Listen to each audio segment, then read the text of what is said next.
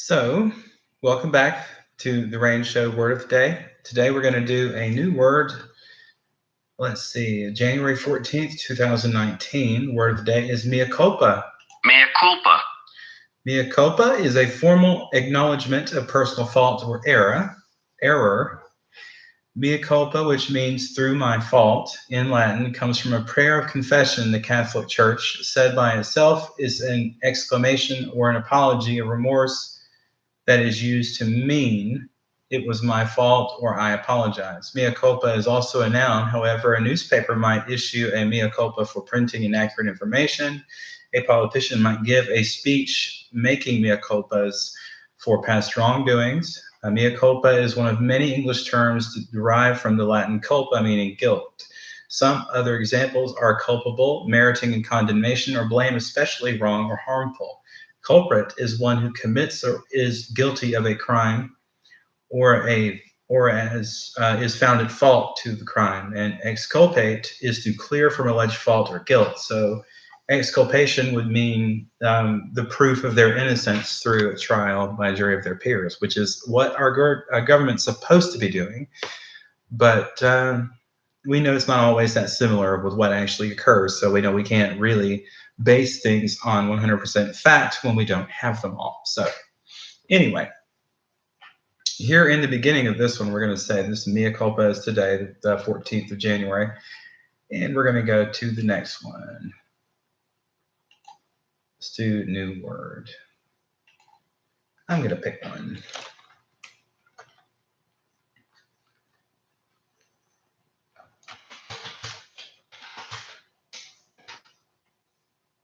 Okay, so the word I picked for my own personal word of the day, Rayne's personal pick would be divination. And the word divination or definition of divination is the art or practice that one seeks to foresee or foretell the future events, to discover hidden knowledge, usually by the interpretation of the omens or by the aid of supernatural powers. This is also categorized as unusual insight. Intuitive is the nature of this kind of person. Let's see, intuitive perception or divine perception would be considered an apostle or someone who's arguably rather formidable for the task of being a liaison between the creator and the rest of creation. This is also another source of the word divination. The art of reading tea leaves is a form of divination. By understanding the way that the roots or veins of the leaf grows compared to your hand. It's a very similar trick to doing palm reading, along with the lines in your palm. So that's part of that there. I don't see any other examples that are more prevalent than that. There's one here as a recent reference to Erica Use, E-U-S-E. That's Echo Sierra, or Echo Uniform Sierra Echo in Teen Vogue, How Tarot Cards Are Used to Help Mental Health.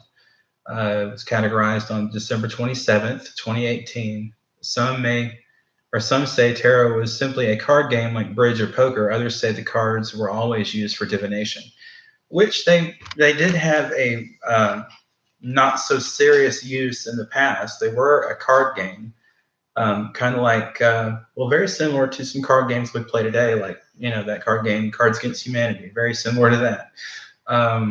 It's kind of a fun trick, truth or dare kind of game. You play with tarot cards sometimes too. I've done that myself, but tarot cards themselves are actually used to foretell the future, for future events or fortune or direction of the players or intended prospective user, to tell the future of that person based on the card readout.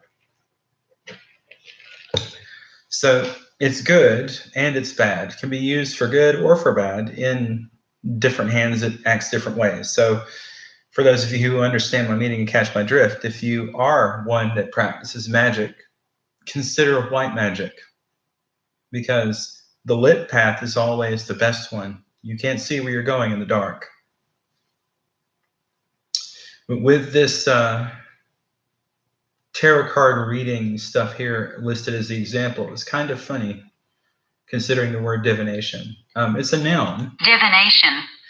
And, well, that's its origin, I should say. But it does speak to someone who can foretell omens or portray supernatural abilities to portray the future or what could become the future based on your past events. Not really a hard thing to do, but if you're a slow read of people, I wouldn't recommend this job because it's a highly personal one, and it's not always the best or most efficient job out there. I suppose you don't get paid a whole lot or very often, depending on where you set up your booth. But it's been from my experience that Los Angeles is pretty hot for this kind of thing. If you had a curb that no one else was sitting on, and you can set up your card booth, you can do a card reading there on the sidewalk. Very useful tool, especially in the city when there's a lot of people around, but not so useful outside the city.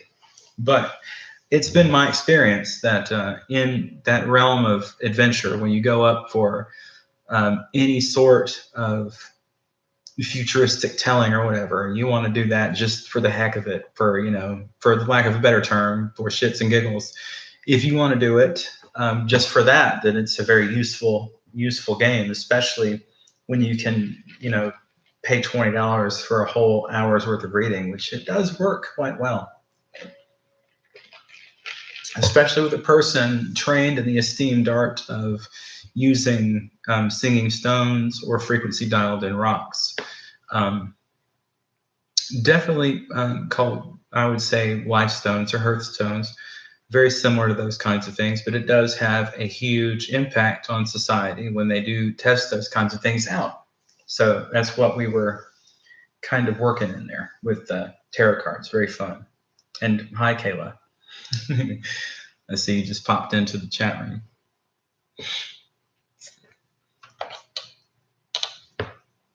But anyway, that was today's word of the day, divination. And before that was mea culpa. Those two words are also found in the Code of Hammurabi. Not divination, but mea culpa is.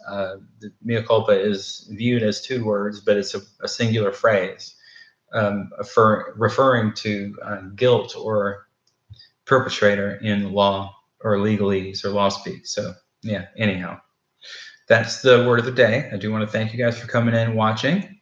I do appreciate all of the patronage here. Please like and subscribe if you would like to see more videos like this, especially from my cooking show. Whatever you'd like to see recipes come up, I could definitely do just about anything. So let's see.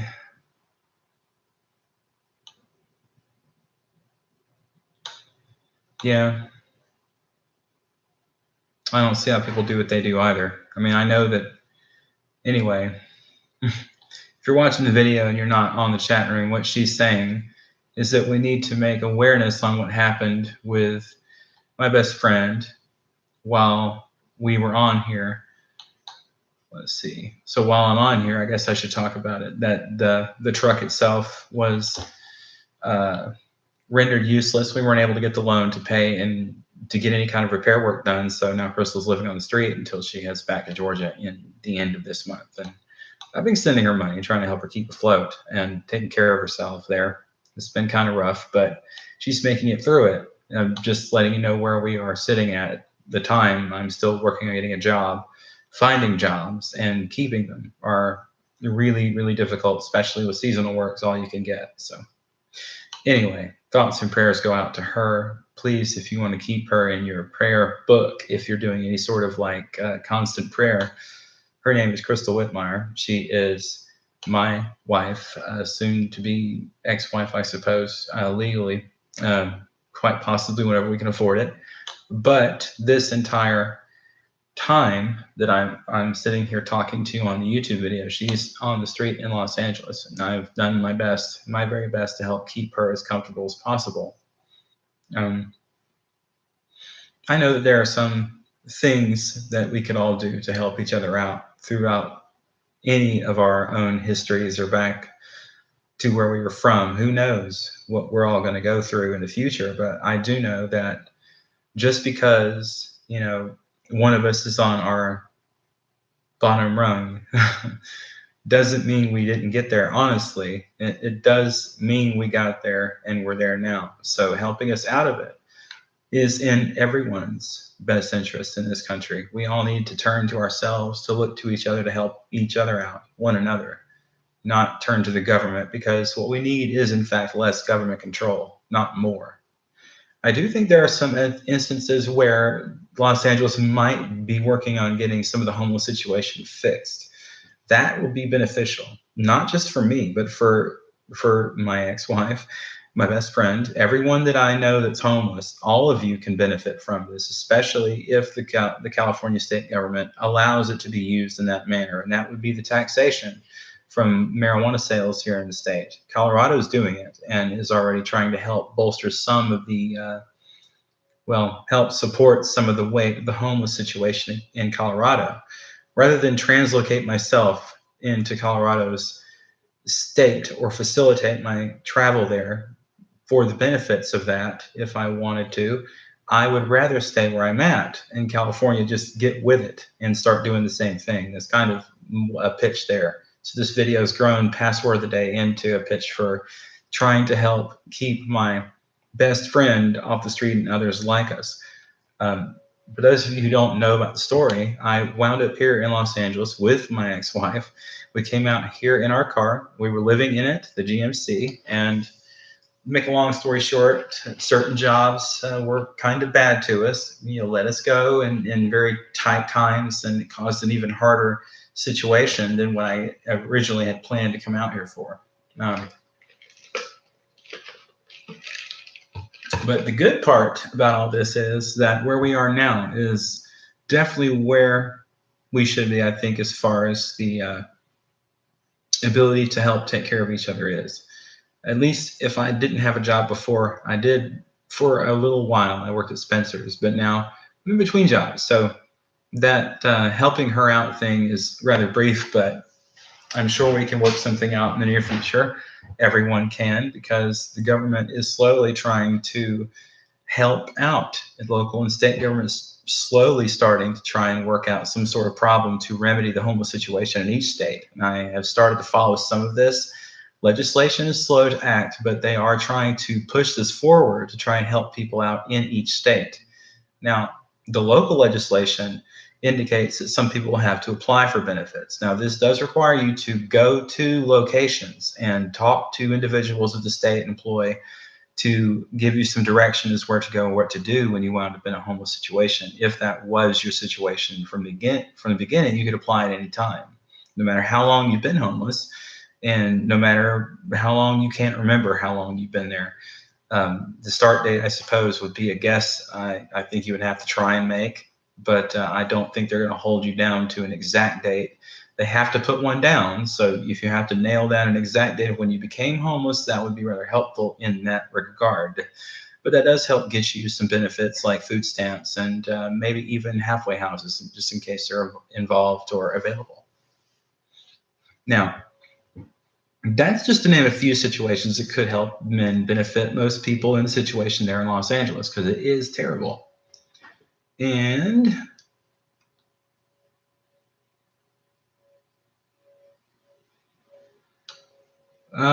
someone stole her money while she was sleeping.